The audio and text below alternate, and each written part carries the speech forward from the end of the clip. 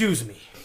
We took a week off because we wanted to get real emotional about WrestleMania. We are back with our first ever WrestleMania review. This is our WrestleMania week review because we're not only reviewing WrestleMania, we're reviewing Raw. And I'm also touching on main event the next day and other things that we're going to speak on. Mm-hmm. Here is my co-host, the future. Telling the future fortune telling. He'll see right through you. Chris Corey, the future. Introduce yourself once again. Thank you for the intro. I'll see through people. Yeah. What am I, Cyclops from X-Men now? Yeah. I can take that. I wish I could see through people. I mean, nice to see, but no. Thank you very much. Anyway, WrestleMania 30, man. I know it was 30 years of WrestleMania. It was shocking, I'll tell you. And man, for 4 hours you didn't know what you were gonna get. And we started with my Daniel Bryan hat on. We started with Hogan coming out, and you know he's been there for a lot of WrestleManias. He's been there WrestleMania 1 to like 9. And then he came back in WrestleMania 17. He fought The Rock. Dropping his brother's speeches down, brother. You know. Doing his bits. And when he came back as Hollywood Hogan and all that. And he went to go on to do more things after coming back. So, fast forward to now, at Mania. And he's coming out and he goes, you know, it's an honor to be here in the Silver Dome. And I'm saying to myself, oops, Hogan, you're not back in 1987. He's stuck in time, brother. You think this is a long time ago, brother, but it's not. You're not back in 87 when you body slam Andre in Detroit in the Pontiac Silverdome. Just things feel and all the fans let him have it for that. He goes, "Oh, I'm sorry, we're in the Superdome." And I'm like, "Yeah, now you correct yourself, you doof." It's just a night of legends. You know, I think he was just caught up. He didn't realize where he was. He was just so caught up. But as he was going and talking, Austin's music hits. The glass breaks. But there was rumors that he was going to be at WrestleMania. TMZ broke the news, confirmed it by Austin, and Austin showed up Sunday in New Orleans at the Superdome for WrestleMania. And he's going on, and he gets a loud hand, and he's doing his old Stone Cold bit. But he's thanking Hogan for what he's done for the business and for WWE. And he's going on, there wouldn't be a trailblazer like you trailblazing for other WWE superstars and divas of today. Then The Rock comes out. Yes! Which was, I think, the one of the biggest shocks of the night. The trilogy of the last how many years? Because we didn't know The Rock was going to be there. He surprised everybody. And he comes down and he goes, "It's good to be here." And he goes, "Finally, The Rock has come back to the Superdome." The Rock is a pro. Poking at Hogan again. Everybody poked at Hogan. And he was getting a kick out of that Hogan. And deep down inside, Austin was getting a kick. And he was going, we had the trailblazer in Hogan. We had the man who defied the authority. And then we have the pie-eating, trailblazing, eyebrow-raising, son of a bitch, son of a gun who can kick your ass all the way from Detroit to New Orleans. And that's how it ended. They toasted by having 3 beers each. 3 beers each. Sloppy, Stone Cold style. And which Hogan looked like he was intoxicated after 1 beer. Yeah, Hogan couldn't hang with the brothers. Rock looked like he was intoxicated after 2 beers. And you saw and Austin drenched. And Austin just kept chugging the beer. He's like, "Yeah, this is how you do it, motherfuckers." That was a great moment. That was. Everybody loved that moment. That was one of the biggest shocks that we're going to talk about tonight. We have so much to talk about. Even though that was epic, we got to move on, believe it or not. Let me jump into the first match of the night. Triple H, the King of Kings, has an amazing entrance. A lot of people saying he was... they did that from the Game of Thrones.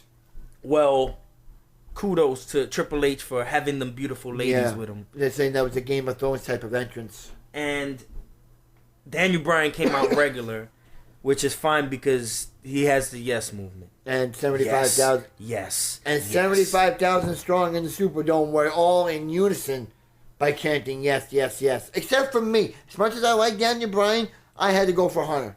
Because I'm a huge Hunter fan. I followed this guy's career since 95. Triple H is my favorite of all time. But I'm just going to cut the match short by saying my favorite spot was when Triple H was on top of the table, and the announce table, and then he turned Daniel Bryan and dropped him kind of like on the table, and he dropped back down, hurting the corner, the shoulder again. Triple H is vicious with his attacks, and that's pretty much my favorite spot. But I felt that the match itself wasn't all that. That's not like a real Hunter match that he can. No, he could. He kind of like showed that he can look bad for Daniel Bryan. Yeah. So Daniel Bryan, because Daniel Bryan won it. Let's just say he's going to the main event, brother. Yeah. Daniel Bryan won the match, and well deserved. And it hurt me inside because as much as I like Hunter, it hurt me deep inside, and I was just sitting there. I was like, it hurt you deep inside. I was like, for the fourth fucking year in a row, I can't win. I lost twice with him in WrestleMania to The Undertaker. I lost with CM Punk last year to The Undertaker. And now I lose to Daniel Bryan again with Triple H. I'm 0 for 4 in the last 4 years. Well, let me move on again, like Jericho would say.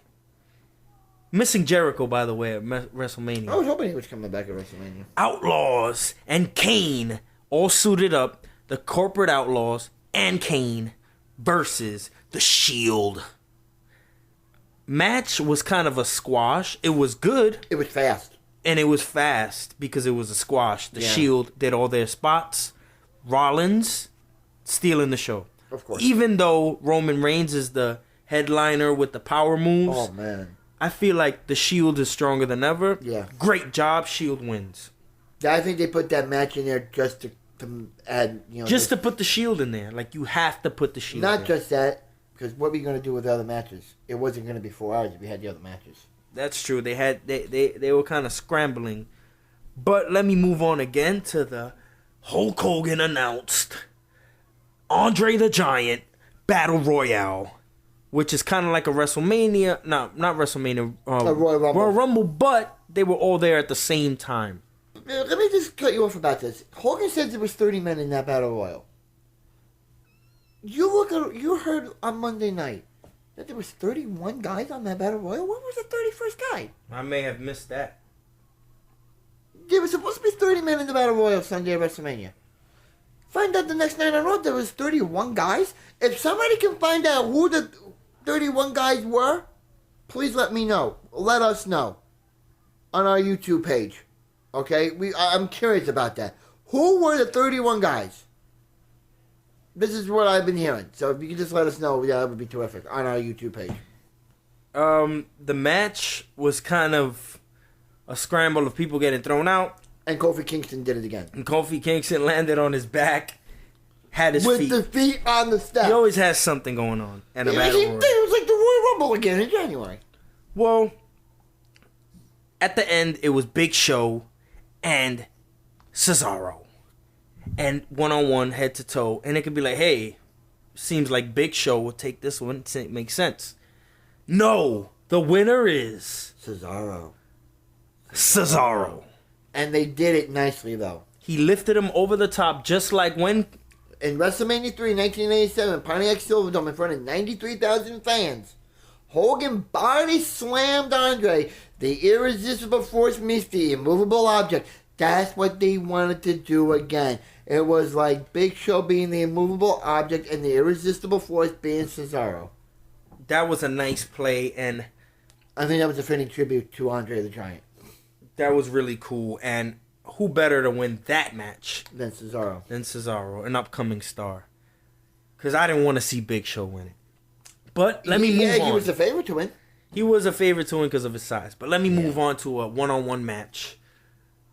Follow the Buzzards. Bray Wyatt versus John Cena and his legacy. The match wasn't as good as I wanted it to be, except for Bray Wyatt's moments of his, you know, his speeches in the ring and his little spots. Did he say anything Sunday night, Bray Wyatt? Yeah, he was screaming he was telling. No, I mean, did he cut like a promo? Like no, just like in the ring, just kind of like screaming and then he scared. You notice he scared John Cena, and John Cena kind of like fell back. Yeah, especially at the end of the match when he wanted Cena to hit him with a chair. Yeah, it was an okay match. I just feel like I as a Bray Wyatt fan wasn't happy that he lost. Yeah, I know. I was expecting him to win. Yeah. I was expecting Bray Wyatt to win. So was I, really because I think it would have been better to see the torch passed over. But yeah, it's again, Cena's legacy is going to continue. Pretty sucky. His legacy is going to continue to grow. And now, for the moment we've all been waiting for. The streak. Shock value of the night. Taker versus Lesnar. And this has been building and building for months, years, since UFC. It was a good match. I mean, it was physical. I can say about the match, I was bored. Honestly. I was like, Taker looks like he's being destroyed. Yeah, but it was back and forth. It wasn't really one-sided. I feel like even Undertaker's punches looked soft. I feel like that's your Brock Lesnar just looked. I thought like I thought it was physical because, you know, you have two guys in there: a future Hall of Famer and a former UFC champion. He's a future Hall of Famer. Come on, Brock Lesnar. I don't know about that. I mean, okay. He's accomplished a little bit of a good feat. Come on. If they have people in the Hall of Fame that haven't even became champion once, they're not gonna have Brock Lesnar in the Hall of Fame. I don't see him worthy of it. All right, but anyway, continue. I don't see him worthy of it. But anyway, that's a different story. You will see him. We'll see. If they put Mr. T in the Hall of Fame, Mr. T was a revolutionary force in WrestleMania 1. He helped WrestleMania get off the ground. What has Brock Lesnar done? He's done a lot. Exactly. In wrestling, he's done a lot. We'll talk about that. Network. We'll talk about that at a different day. I'm not going to get into an argument about this right now. But getting back to the match, I thought it was a physical match. You know, there was a lot of jabs going on. You know, moves were being executed. F5 were being kicked out by The Undertaker. Tombstones were being kicked out by Brock Lesnar. And boring match. I'm sorry. You thought it was boring. I thought it was a good match. I thought it was good. I was watching like Undertaker looked like he's gonna. I mean, you saw the wear and tear on him. Don't get me wrong. The wear and tear was on him. The guy's 49 years old. He turned 49 the same day I turned 33. Okay? But when Undertaker went to do the last tombstone, it quickly got reversed into another F5, and that's how it ended. And when the referee counted 1, 2, 3... And the winner was what? Was Brock Lesnar. Wait, what? Brock Lesnar broke Undertaker's 21-0 streak. He broke it? Wait. Was that even possible? Is that possible, Chris Corey? To be honest, no. I didn't think it was possible. I was really, because WrestleMania is the Undertaker stage. That's his playhouse. He's unstoppable at WrestleMania. So what you're telling me is Undertaker retired Shawn Michaels, but Brock Lesnar destroyed the streak? And possibly retired The Undertaker? You should have heard the reaction of the crowd. Did you see the faces? Oh my on the fans? God. Oh my God. Even JBL, Cole, Lawler, the Spanish announcers of Marcelo and Ricardo Rodriguez, and I forgot who the other guy was. Even the French announcers were all in shock, along with the 75,000 fans in the Superdome. I looked at my older brother. I looked at everyone in the room watching WrestleMania with me like, no way did that just happen. And I had Vanessa at my house, because I invited her over to watch WrestleMania. It's a big pay-per-view. she wanted to watch it, so I figured, I invite her. It was a fun night with her. I had a great time hanging out with her and all that. And, just she's a huge Undertaker fan. And when he lost, she was heartbroken. She couldn't believe it. So I couldn't believe it either. I mean, my house, me and her, along with New Orleans and the I gotta get Superdome, that picture of Venus with the tear and put that up. It was the shockingest moment in WrestleMania history. It literally, I think, took the energy out of the crowd. That is I can honestly say that's the most shocking moment in WrestleMania history. Yeah, because it took. You're very right about that. It took the crowd out of it. The crowd from that point on, after the Undertaker match, was out of it. You did not hear a single excitement after that match. It's like what? Like what just happened? No way. I woke up the next day and I was like, did that happen? Did the Undertaker lose? Really? I go to work Monday. I go to work Monday, and I'm like, wait a minute, what the fuck just happened on Sunday? No one on the internet, all the smart marks that think that they know this and that. Everyone on the internet, no one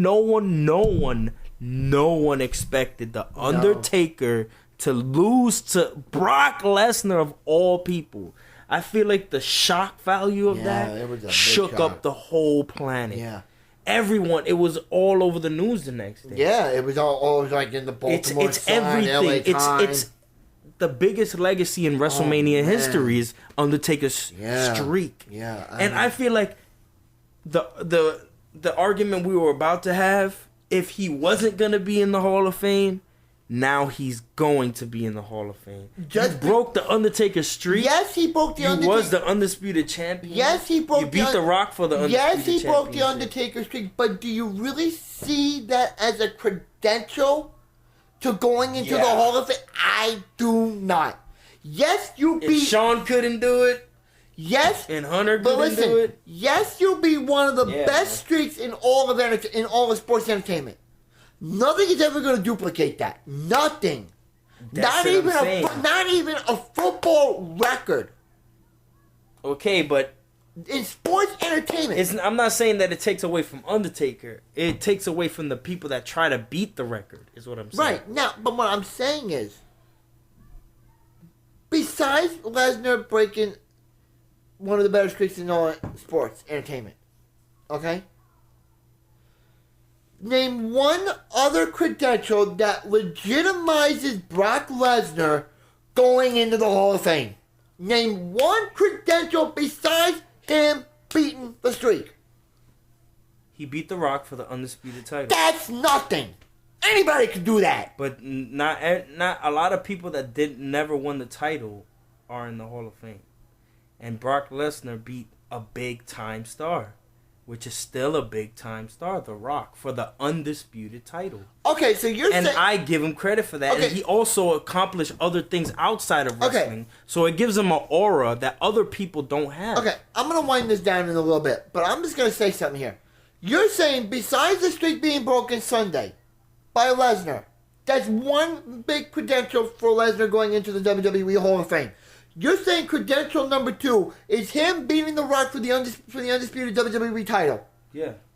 It's another credential. And he's also beat Undertaker in different pay-per-views. But that's different pay-per-views. For the undisputed title. Besides WWE and Brock Lesnar. He's a multiple-time undisputed champion. I'm not worried about that now. I'm going outside of WWE now. Give me a credential outside World Wrestling Entertainment. UFC. Okay. That just shows that he's kind of a beast, like they say.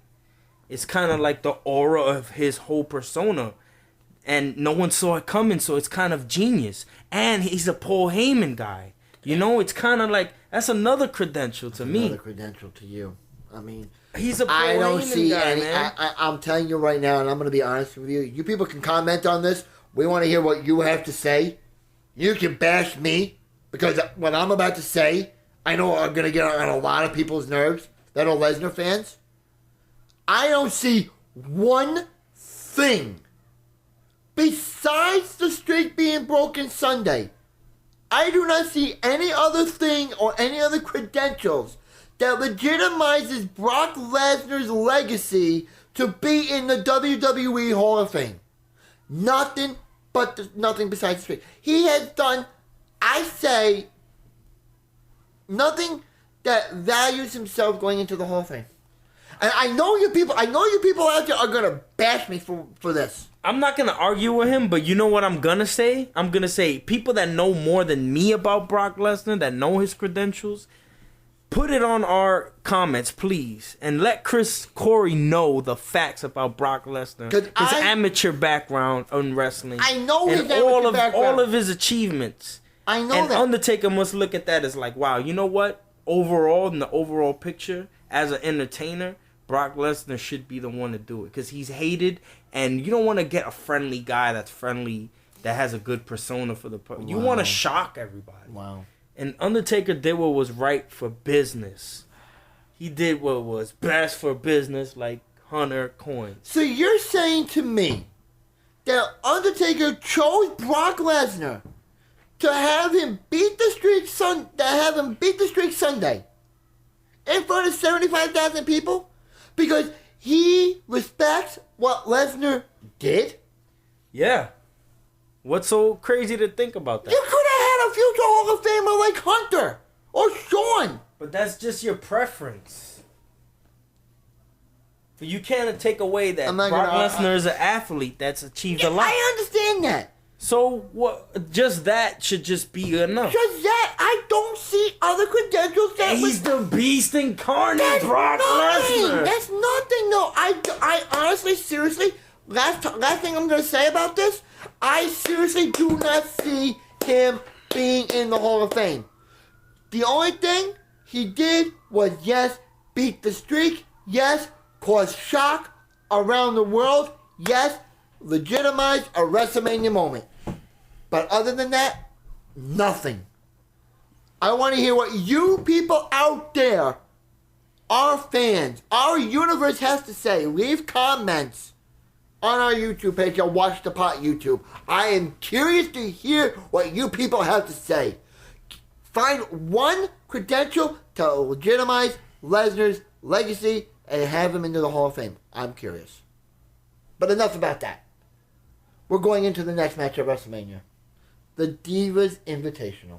To soften the blow, because you know what? What a better match to have to distract people than Divas. Yeah, but that still didn't get the crowd back into it. It still didn't get the, because everybody was mind fucked.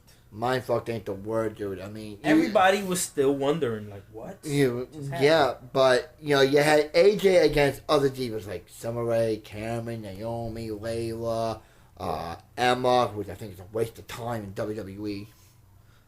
You had Alicia Fox, Natalya, Tamina, the Bellas, Oksana.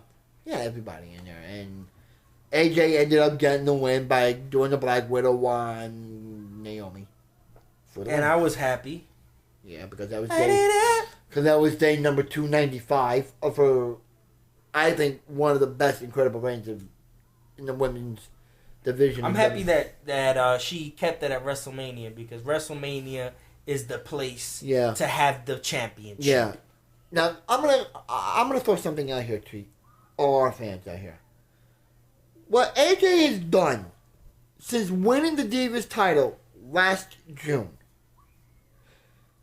do you think she has revolutionized or picked up the Divas division since winning that Divas title? Do you think she's a good representative and of the future of that Divas division in the WWE? Do you see it? I think that within the last year that I've been paying attention, because I can't speak on things I don't know of, right? That she is good in the ring. She plays a role of being someone of being a psycho, and also someone that's always trying to run from trouble, and then she'll come behind and hit you. Yeah, she's kind of like a heel, and you know that I always like the heels. Oh yeah, who doesn't? So, and she's beautiful. She's a beautiful heel. She knows how to speak. She knows how to get on the mic. Oh yeah, and she knows how to talk. Because Punk told her that. Punk taught her that.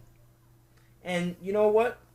I think that she's great for the company, you know? Is she great for the Divas division now? She is. She's great for the Divas division. She's great for the company. If you had to choose one, Natalya or AJ? AJ hands down. AJ hands down. Because Natalya, to me, is all legacy of her family more than her own legacy. Yeah. You need to make your own legacy and then say, hey, by the way, this is my family. Just to shout out kind of Roman Reigns, he doesn't say he's related to The Rock. No, he's doing his own thing. He's showing that. I feel like Natalya kind of rides on coattails a little bit. Yeah. Talking about the hearts way too much. And did you notice on Total Divas, she's so stuck up? I don't like her on Total Divas. Oh, God, I can't don't like her. stand her. I wouldn't want to be around her in real life. No. I feel bad for Tyson Kidd. Sorry, bro. You married her. I know. I feel bad for you. If I were you, dump her ass. Let me jump into the main event. Let me just announce this like if I was an announcer. The main event of this year's WrestleMania 30. The 30th year of WrestleMania. Here we go. The winner of the Royal Rumble, Batista. Batista. Versus the current WWE World Heavyweight Champion, the Viper, the Legend Killer, Randy Orton, the third generation superstar. Yep. Which I love him as a champion. And his entrance was coming out with a live band. By Rev Theory. Very good performance. Very good performance by Rev Theory. Great. Then, last but definitely not least, the number one yes man on the planet. Yes. The Garden Gnome Goat. Yes. Daniel Bryan. As being referred by JBL as the Garden Gnome Goat. Defeated Triple H earlier and is ready to come and fight for what he deserves. You just sounded like Bray Wyatt right there. Anyways, this is just awesome because this match kind of came up all last minute because I feel like the fans made this match happen. Yeah, all the yeses and because all of this. Because the original match was gonna be Batista versus Randy Orton. Wanted to see that. Nobody wanted to see that, including me. So the match itself, how do you feel about it? It was okay. It wasn't a fast-paced match. My favorite spot was when Hunter came back out. No, before that, or I'm not sure when it happened, but when Randy when he did the DDT to Batista, you know, my favorite spot. Anytime he does the DDT, it's pretty much my favorite. My favorite spot was when Batista went to do the powerbomb, which led into an RKO on the announce table. Yeah, the Batista bomb / RKO. That was cool. They were like, we're gonna take this goat out of business. Yeah, and then he was being transported out of the Superdome on a stretcher, on a gurney. And then Daniel Bryan, with the strength and the character and the will to win that he has, got out and still got his ass kicked more by Orton. But in the end, then Hunter shows up, tries to disrupt the momentum flow of Daniel Bryan, brings in the sledgehammer, uses the sledgehammer, then has Scott Armstrong, the crooked referee from months past, come in and tries to count 1, 2, then Bryan kicks out and all that. And I'd say that the match itself was way better than I expected it to be as far as triple threat matches go. Yeah. Because triple threat matches usually suck. But I feel like since Daniel Bryan is so good at what he does, he kind of balanced out Batista's slowness. Yeah. And Randy is kind of in the middle. That's why it kind of worked out. Yeah. Randy's the middle. He's quick, but he's not super quick. Yeah, and he's athletic, but in the middle. You had a slow guy. And Batista's really built, but slow. Yeah, you had a slow guy. And Daniel's kind of like, So you had a slow guy, a medium type, quick type of guy, and then you had a very agile guy. A 5'6" guy, I would say. But like I was saying, though, is like when you had Hunter come in, then you had Scott Armstrong show up, it backfired. Batista got locked into the yes lock, which then Batista tapped out, and since the Undertaker match, the crowd finally got back into it, and they were happy to see someone that went, from the independent circuit to WWE and finally relive his dream of being the WWE World Champion. So Daniel Bryan actually wins the thing. Yeah. He actually makes Batista tap out. And as you saw last night, I'm going to bring this up to you fans who have the WWE Network.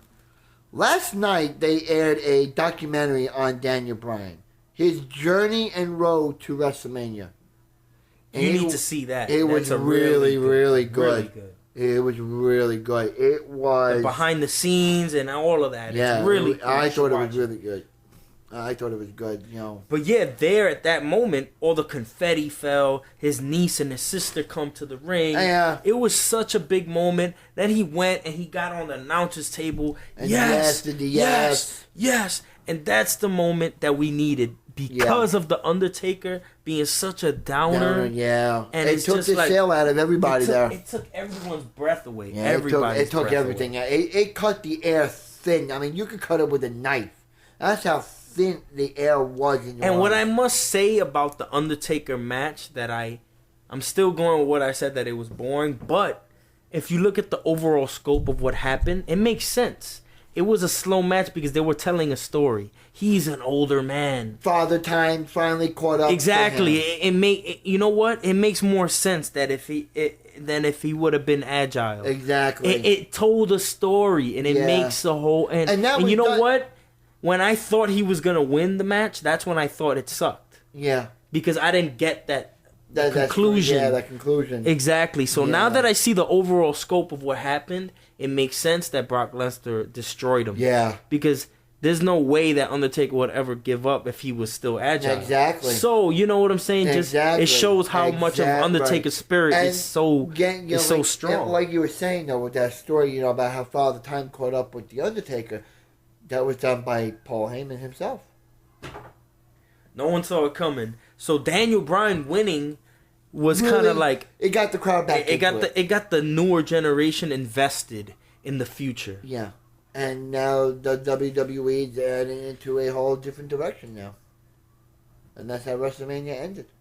WrestleMania ended in all confetti, and it was a bittersweet moment. And I looked at everybody, was like, I had a blast. I looked at everybody that was there with me that day, I had a blast. Vanessa and I said the same thing to one another, to each other on Sunday. It was a downer from the Undertaker match onward, but when Daniel Bryan won the belts, it really uplifted our spirits, and we ended the night on a positive note. Man, it was such an emotional night, but I gotta keep going because we're gonna continue on to We Love It Raw right now.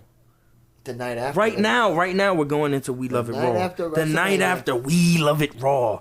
Bam, we're doing the show right now. Daniel Bryan celebrates. You want to talk about that? Celebrates with his belts the following day. Daniel Bryan comes out to a great ovation of 15,000 strong in New Orleans. I think that's where the Pelicans were playing. They're the arena where the Pelicans play. And he comes out, and the crowd in unison was chanting, yes, yes, yes. And, he was very jubilant, as jubilant as a guy can be. He was ecstatic from ear to ear with a big smile. And, he's talking about his upcoming wedding, which is Friday to Bree.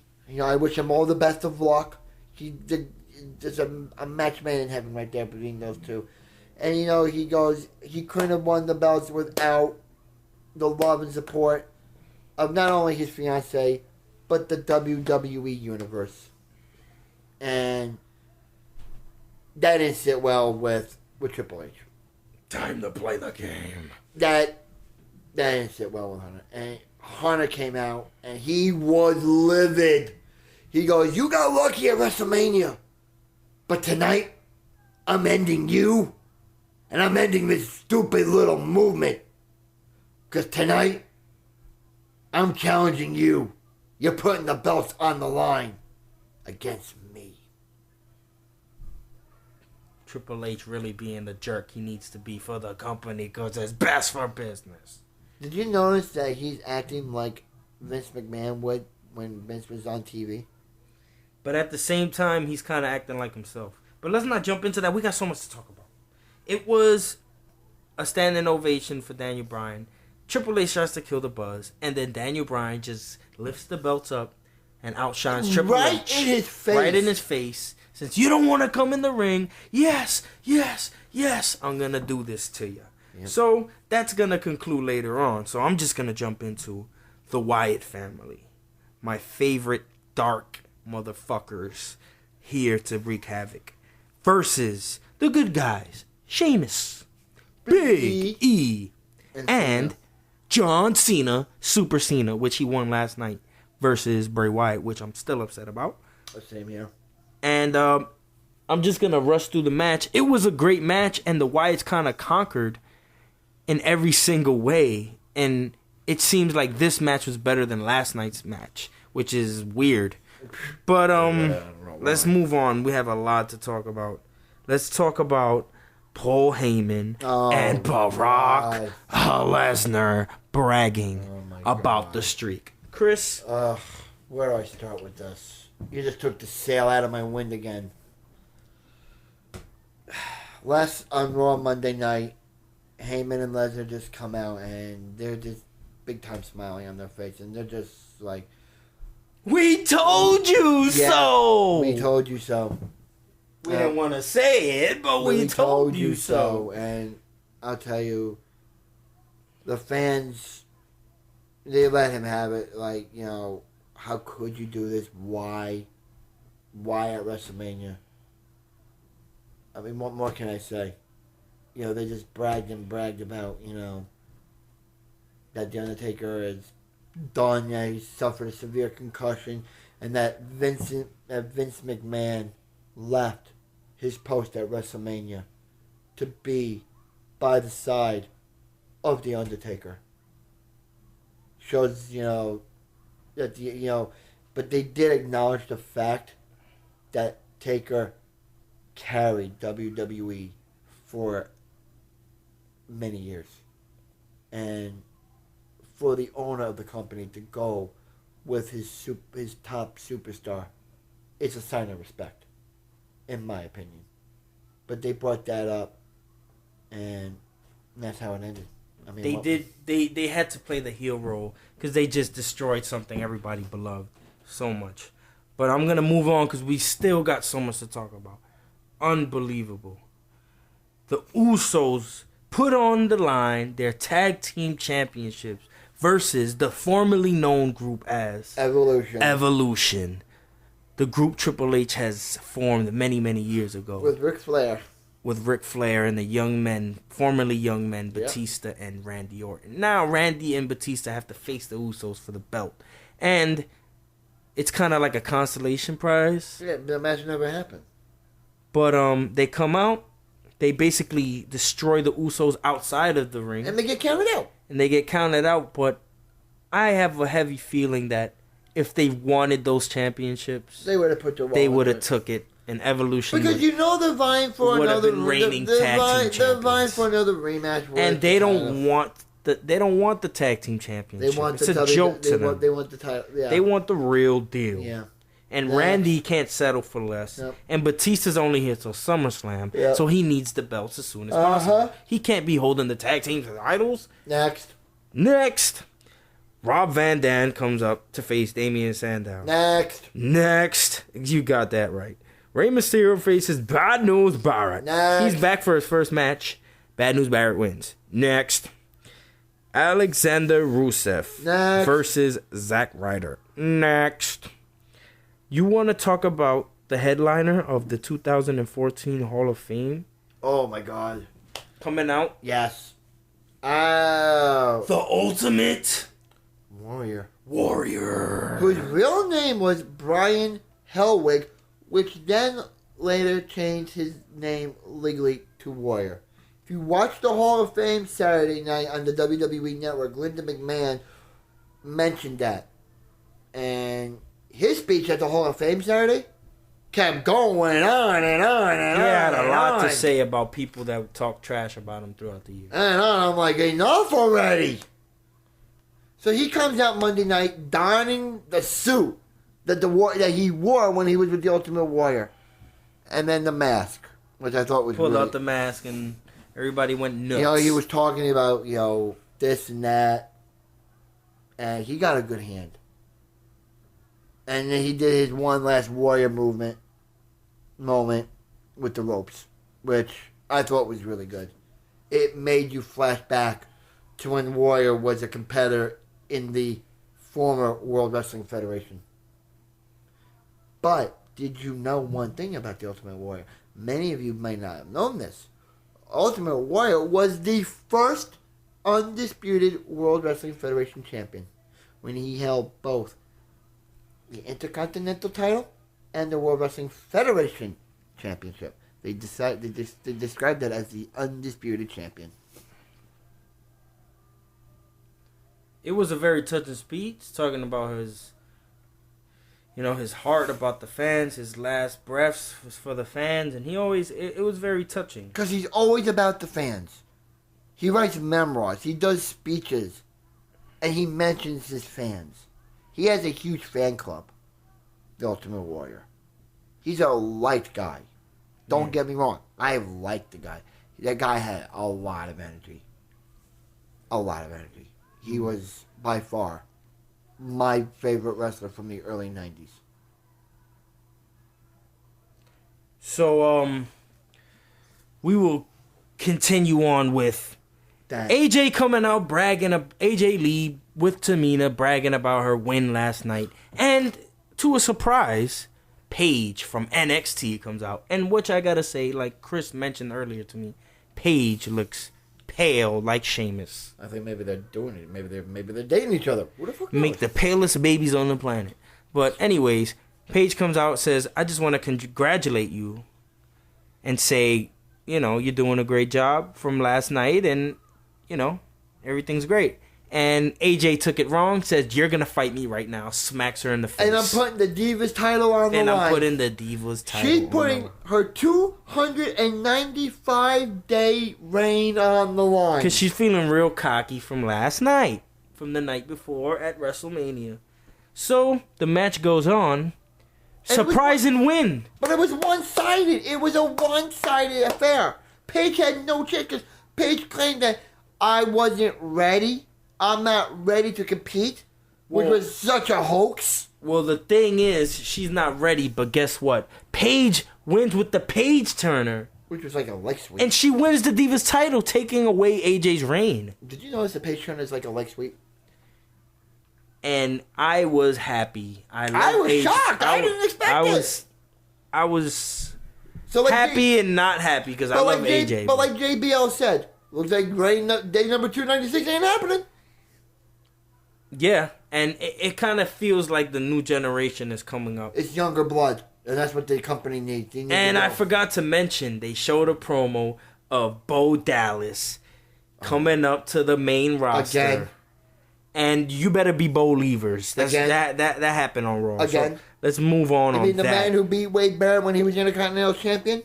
The guy's a waste. So Chris Corey, after the Hulkster comes out on Raw, to introduce the winner of the 30-man over the 30-man Battle Royal. Or 31-man Battle Royal. Like I said, let me know if there were really 31 men on that Battle Royal on our YouTube page, Watch the Puck YouTube. I'm curious about that. But when Hogan came out, he had the trophy. Cesaro was there, yada yada, with Zeb Coulter. And then the bombshell dropped. He says, I'm not a Zeb Coulter guy. He goes, I know you brought me here, and I'm a real American, but I'm not a Zeb Coulter guy. And Zeb Coulter's like, what are you talking about? I'm a Paul Heyman guy. And then Paul Heyman comes out. What a drop.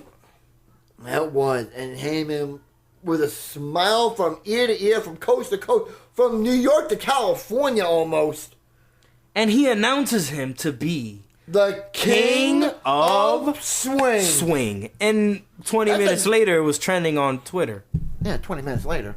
But that was, I think, a unique nickname for Cesaro. And Swagger comes out, destroys the trophy. But in the end, Cesaro ended up getting the win.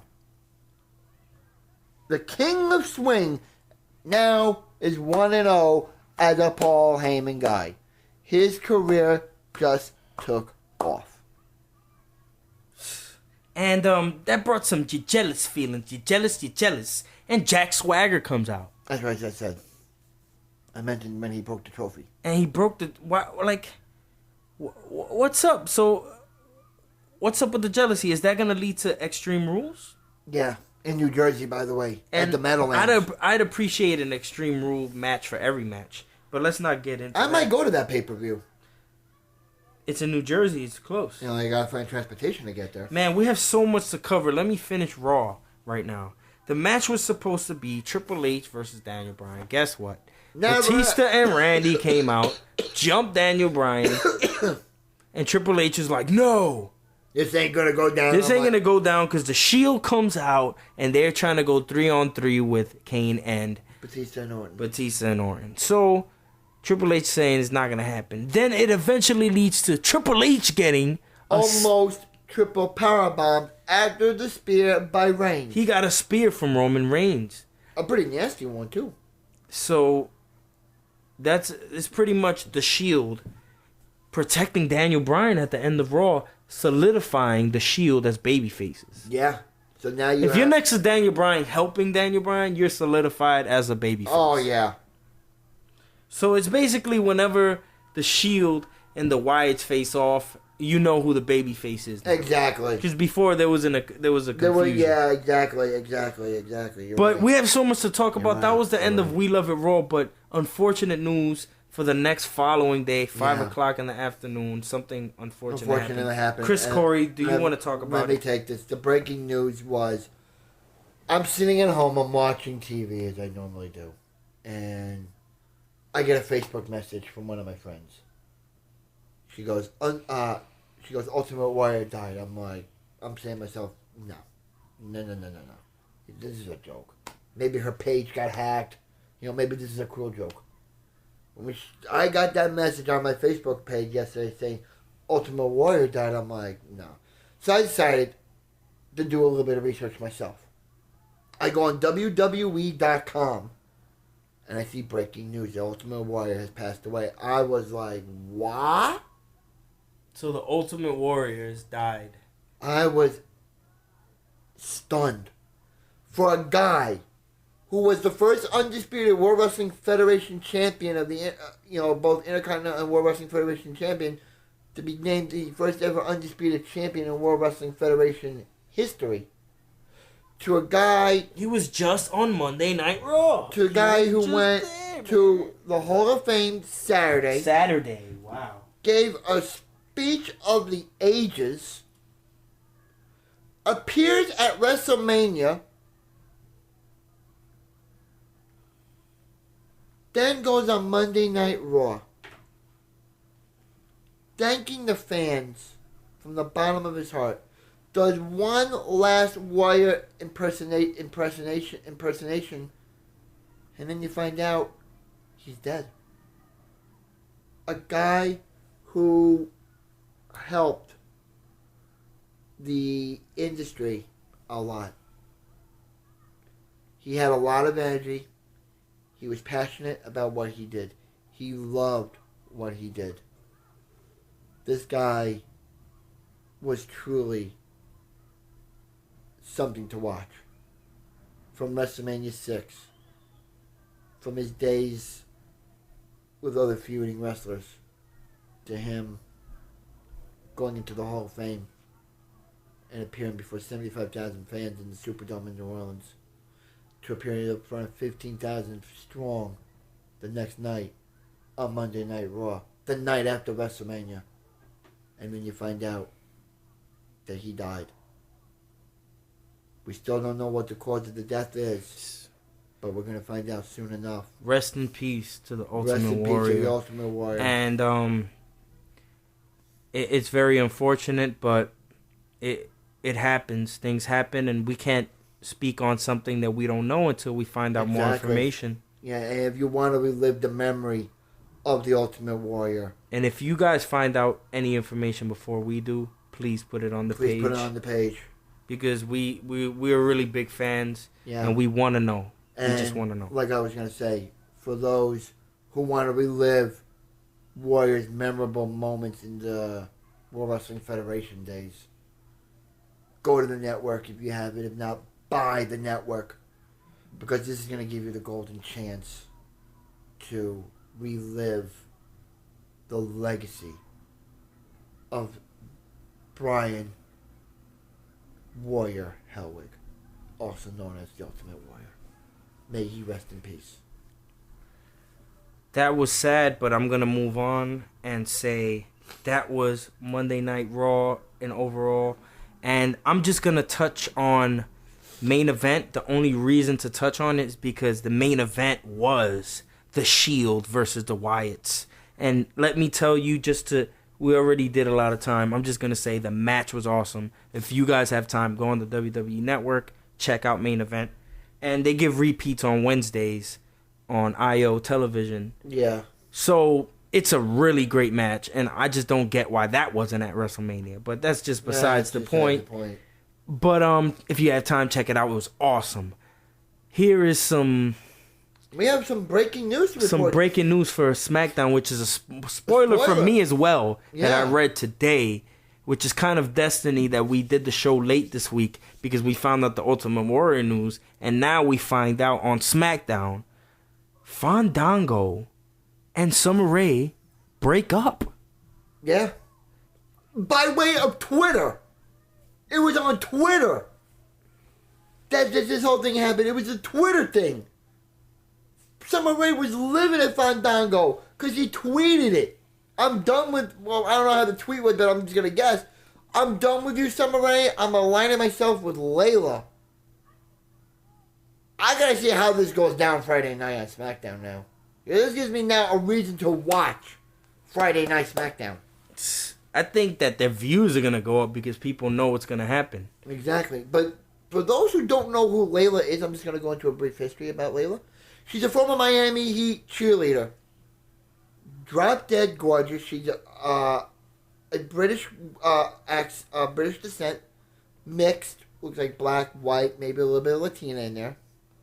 I think she was dating Cody Rhodes. I could be wrong.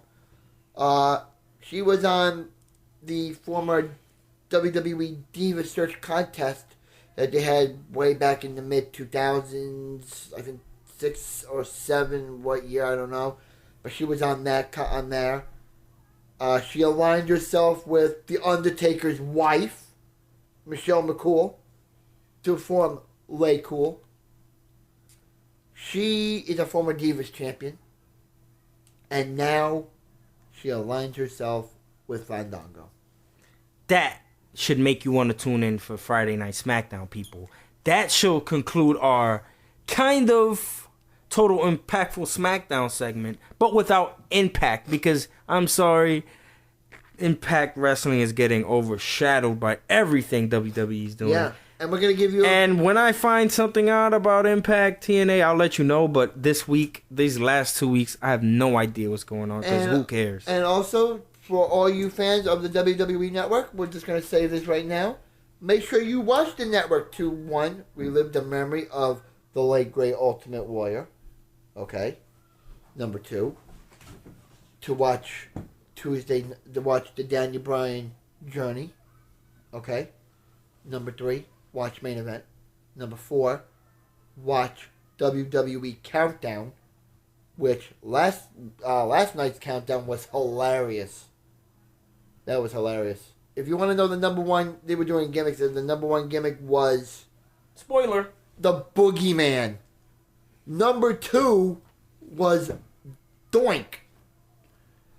I am curious. I'm going to say this right now. I'm going to say, go on our YouTube page, youtube.com/watchthepot. And I want to hear what you think. Should Doink's gimmick been number 1 and Boogeyman number 2? Or are you agreeing with the way they voted as the Boogeyman being the number 1 gimmick and Doink being number 2. That was a great countdown. You got to check that out, people. Yeah, check that out. But that's going to conclude everything. And then one more thing. Thursday, Legends House. Legends House is on Thursday. That's awesome. Tune into that.